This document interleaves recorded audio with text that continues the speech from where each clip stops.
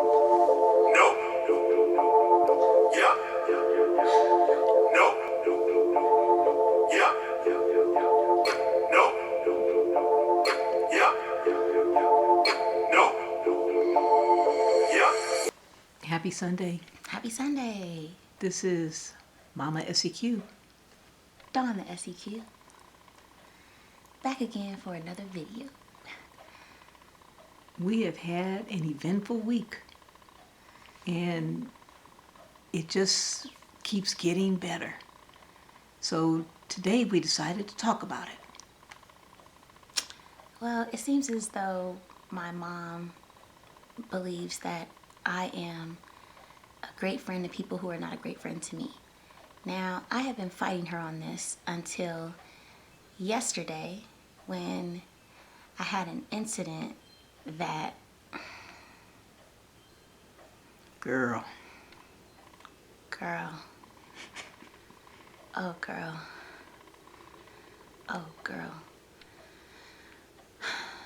I'm learning to stop and listen to my mom. Because no matter how many years older I get by the year, I realize that my mom has the wisdom that I do not have. Only on a few things, not everything. Just a few. So my mom wants me to stop justifying friendships that don't really exist in my life. And I find that I want and think the best of people, and they, are basically like hugging me and stabbing me in my back at the same time. I helped a brother out when he was down on his luck.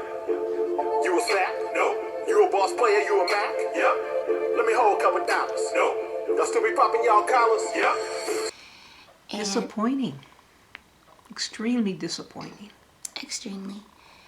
And the time has come for me to stop allowing people to use me, and also to stop allowing people back into my life that no longer serve me.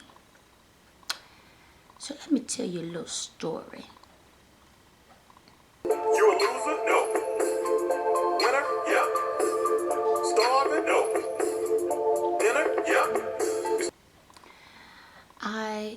Brace yourself for this one.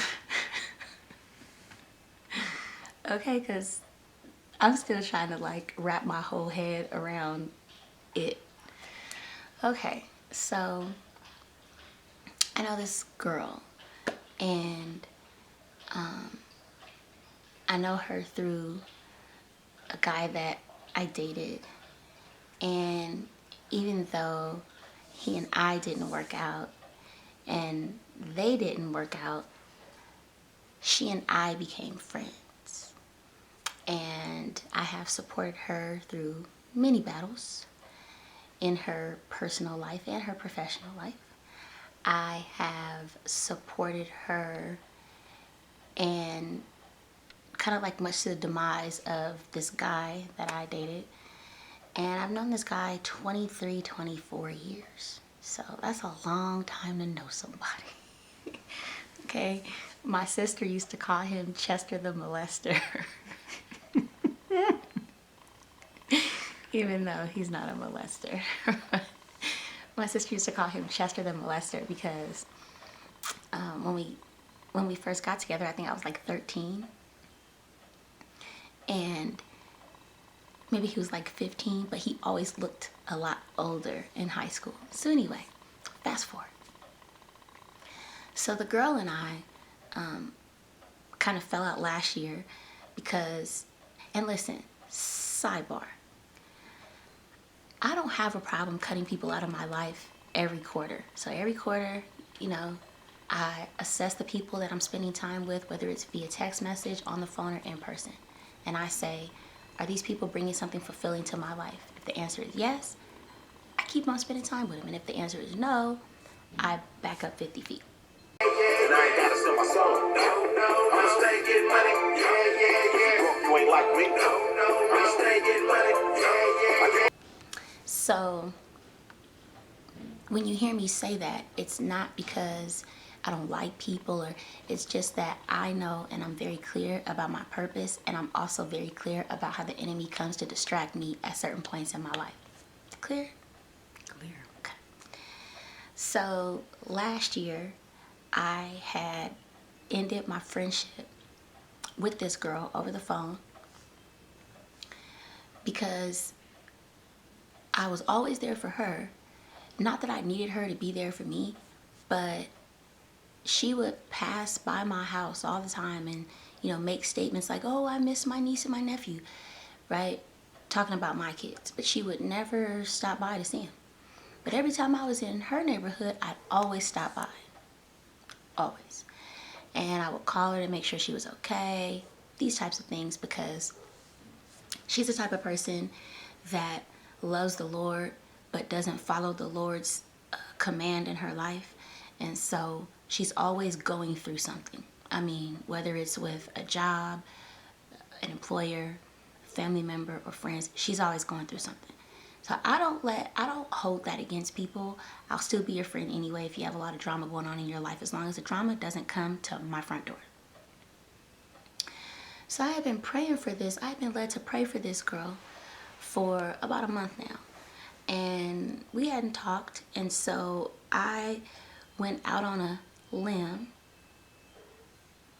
Literally.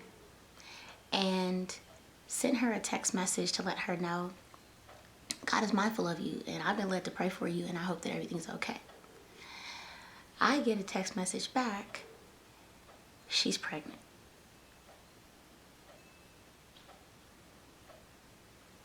Not only is she pregnant, but she's pregnant by a man who beats women Routinely. and just got out of jail for such. She waited 30 months for the guy to get out of jail. Now, when she and I stopped talking, I had told her that I don't know any success stories of people who have dated a guy and waited for him to get out of jail, and then he got out and he did right by her. I've never heard a success story about that. Not ever, not never. But I wasn't judging her, right? Meanwhile, the guy that we both once dated was basically telling her that she's an idiot because this guy is going to get out and dog her out. He was right. He did. So yesterday, instead of spending time with my family, I drove all the way an hour and 15 minutes away from where I live to where she is. And She was a hot mess. a hot mess, girl. And come to find out that this guy is basically soliciting people to kill her and her unborn baby, because this will be his 8th child. He's on his 3rd strike, and he already tried to strangle her dead while pregnant. As soon as he found out. So here I am, good friend Dawn, telling her what's going on. And after I've talked to her, by the way, she lives with the guy we used to date, both used to date. But she doesn't date him, I don't date him. She just lives with him because he's a great stand-up dude. And I have nothing but respect, love, and admiration for him because they have a grown son together. And he's never wanted his son to see him mistreat the mother of his son. So every time she's in a bind, he's always there for her, basically.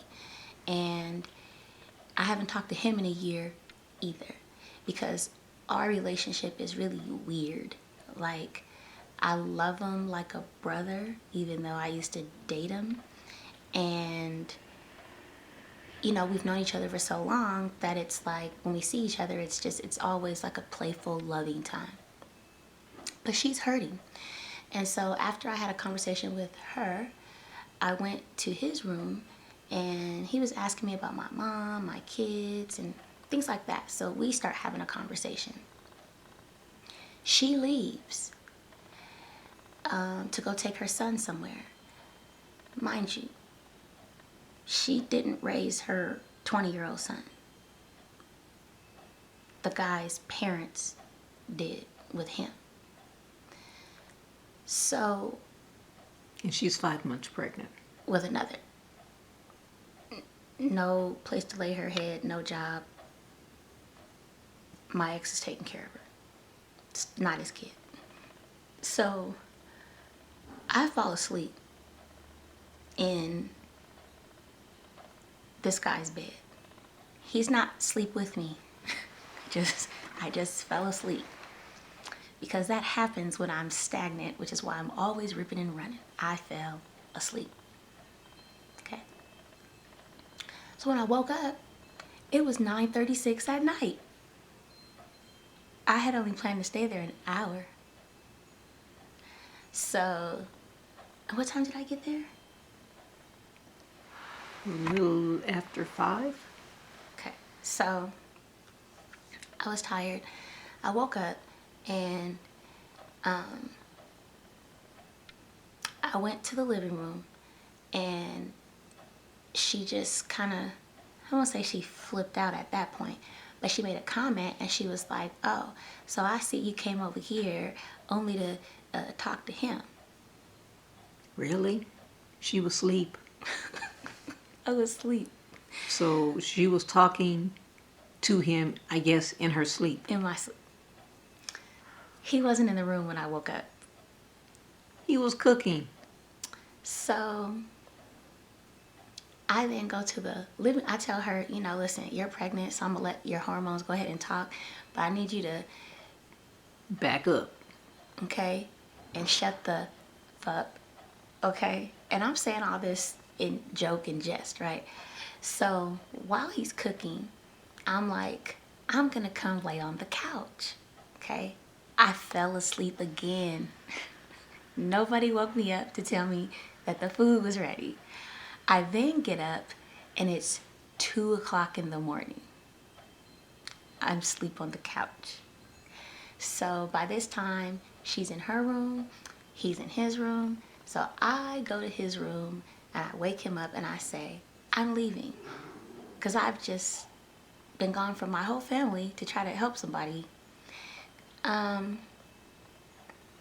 Then this morning, I send her a text message telling her, I hope you're okay, just take care of the baby, da-da-da.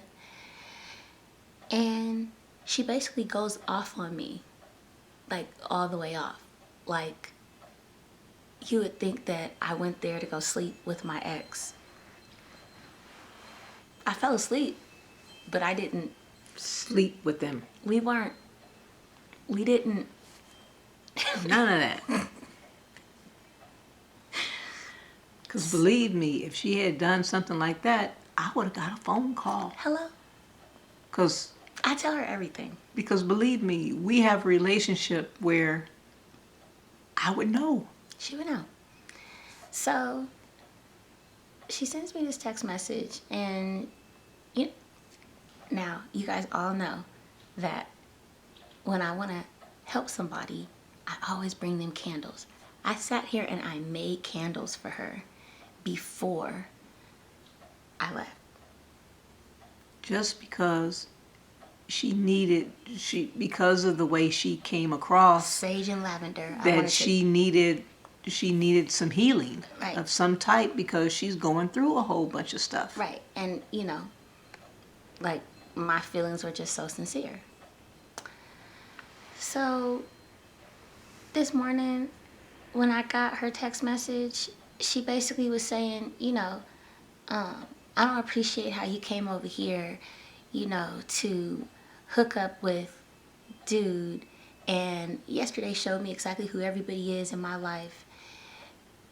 Yada, yada, yada, yada, yada, yada. Bunch of junk and rhetoric.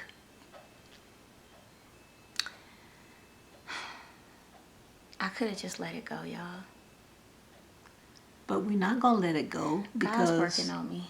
because these are the bye Felicia moments.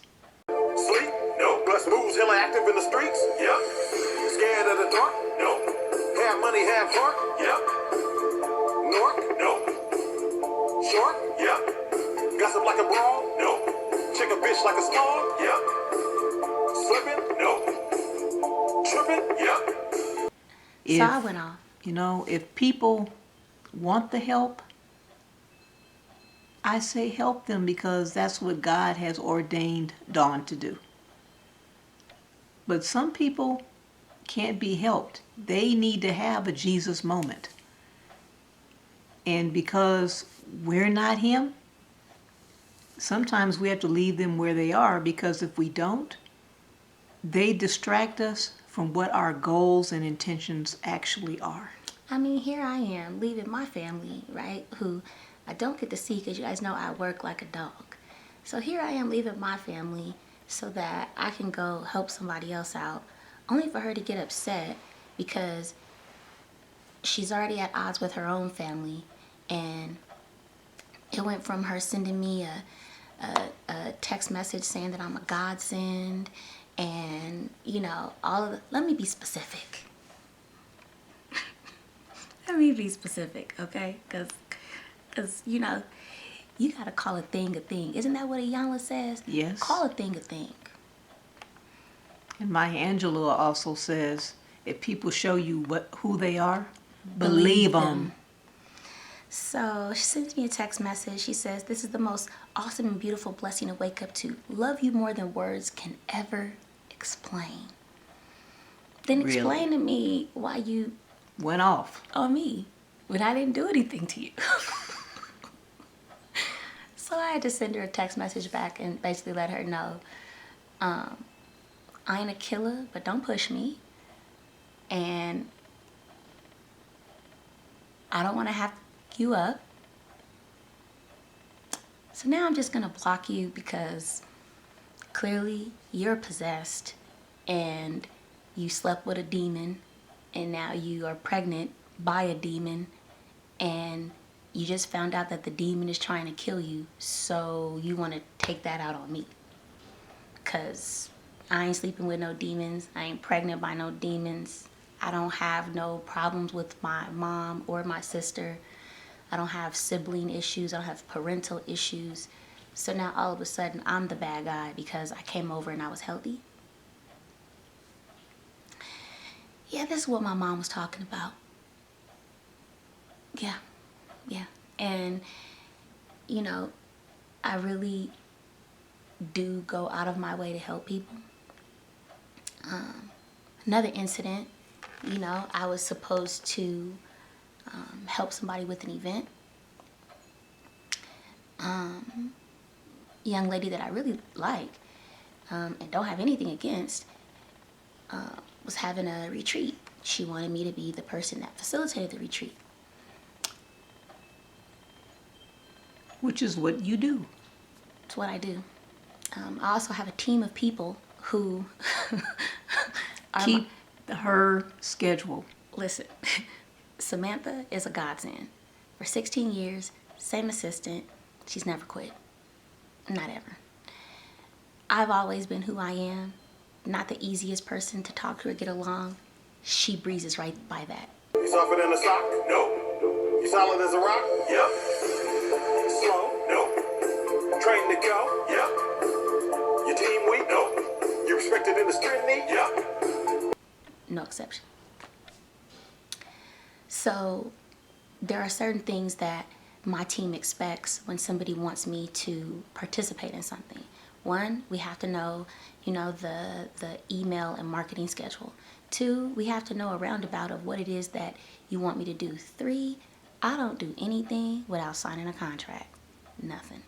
So I tell people always, I'm gonna compartmentalize this relationship, because if we don't compartmentalize it, you know, there are going to be times when you really need to speak to my assistant or my business manager to take care of something, not me. So I'm not really in charge of that. I'm in charge after contracts are signed to produce, right? I'm in charge to do the healing. But all that paperwork, administrative, I don't do that. And most people that have a real legitimate business, they don't do that. They don't do that. So, long story short, She didn't really have a lot of people to sign up for the event, and so she decided she wanted to change the date. When my team let her know that the date wasn't available, all of a sudden she wasn't receiving emails, and so I attempted to have a conversation with her, and It went south. It went south because we were talking, and I was like, via text, and I was like, this is something that needs to happen in person, because I don't resolve conflicts or issues on FaceTime, over the phone. I don't do it that way. I resolve conflicts in person, because then that way we can re-understand the misunderstanding, and then we can be on one page. Hater? No. Wanna see a player get paper? Yep. Traitor? No. Loyal to my soil, not a faker? Yep. I had my emails printed out as well to take in tow so we could understand where the miscommunication went, because my business manager is really, really about it. Like, she's so on point, it's not even funny. She's a stickler for detail. Stickler. And so I told this young lady, listen, I'll do your event for free, even though I had just turned down a $3,500 event in Vegas that same weekend. I said, I'll do your event for free because I totally believe in what you're doing. She got This is what I tell her about. It is. So she got irritated with me, and one of her text messages, in one of them she called me babe. Still live in the track? No. You ever go back? Yeah. Wear a wire and a camera? No. Ears to the scanner? Yeah. Really? She was like, babe, da-da-da-da. Well, that's why I don't resolve issues via text message, because I don't know your tone when you say that. So it didn't feel right to me. I pulled out the event because she was wanting to change the date. The dates that she wanted to change it to, I wasn't available, but she still wanted me to jump on these conference calls and, advertise. And I'm like, what are you doing? I was confused. I was all the way confused. So, there are times when, in life, you'll have to play the villain to somebody else so they can save face. It happens. And I used to really be the person to come out and say, well, this happened because I didn't want to look like the villain. But girl, Be the villain. sometimes I have to be the villain. Everybody got choices. Keep it 1,000 like that I chose. Everybody got choices. These niggas be hating, I already know, but I never go broke. No, I'ma stay getting money. Yeah. And I ain't gotta sell my soul. No. I'ma stay getting money. Yeah. Broke, you ain't like me. No. I'ma stay getting money. Yeah. I give a fuck if you don't like me. No. I'ma stay getting money. Yeah. And while I understand and am aware that people are going to make up their own scenarios for a situation that happens, That is not your business or your responsibility. it's not. And I'm so kind, right? A friend of mine, she said, in high school, you were crazy. You were just bona fide crazy. Nice, but crazy. Like, people in high school, they knew I'm not the one. I'd throw up some gang signs in a minute and just be like, what's up, cuz? Like, I'm not the one. Like, God has delivered me from a lot. A lot. I have been delivered from a lot. So I had to block her because I didn't want to say anything negative when all I was doing was making a business decision and pulling out of an event that wasn't put together correctly. Lazy?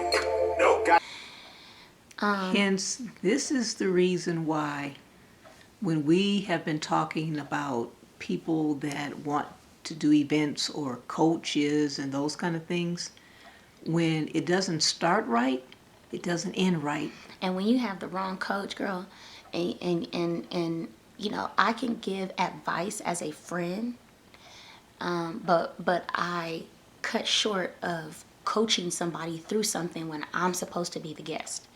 There were certain etiquettes that, when it gets to the point where I can't give somebody constructive criticism because they get defensive, it's not the event for me. I can't heal if there's, stuff in the air from you not liking me saying this or doing this, or you don't like my team saying this or doing this.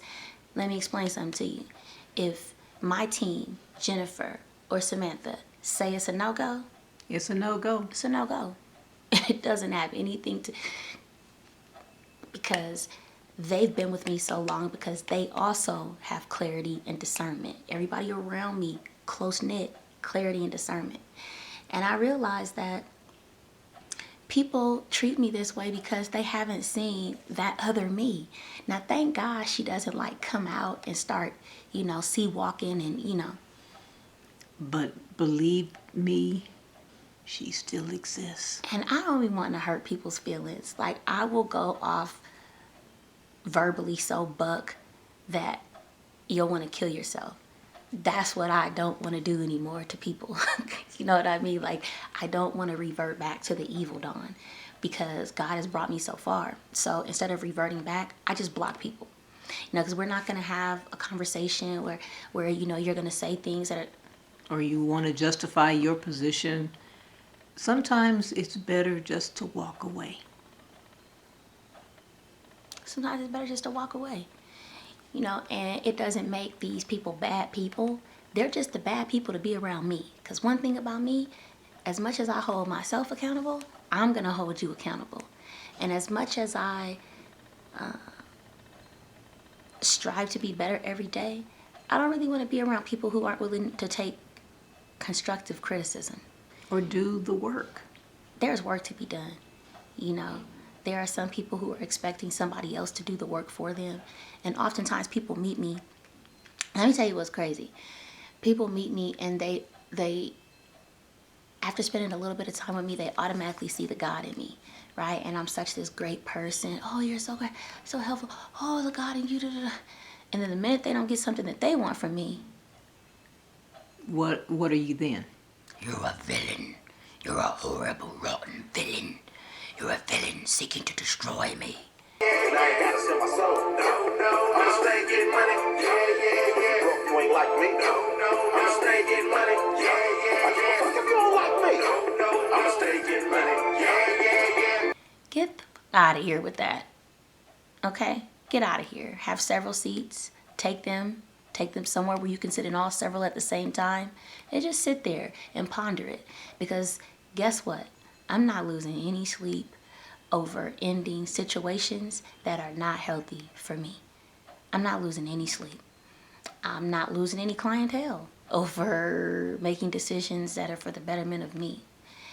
And I think that I need to start listening to my mom, because when she says that people are not supportive, she's right. And just like the people who, never buy candles from me. And I give away lots of free candles, okay? Because I make them from my heart. So I give away lots of free candles. Now, some of the free candles I get, sometimes I am led to make them for somebody. Sometimes, somebody may have a situation in their life and then I'm like, oh, let me make you some of these candles, because there's healing in these candles. This I know for sure. Mm-hmm. But these same people that I do that for, I want them to realize that I have 300 plus paying monthly clients. So to stop and make you some candles, it means something. Yeah, it's a thing. Means something. It's a thing, So I have to make candles for 300 plus people every month for the monthly subscription. Okay. Plus I mail them all out because my assistant lives in Canada. Okay. So I make them, I package them, I mail them. For some people, I deliver them straight to you. So if I've given you a candle and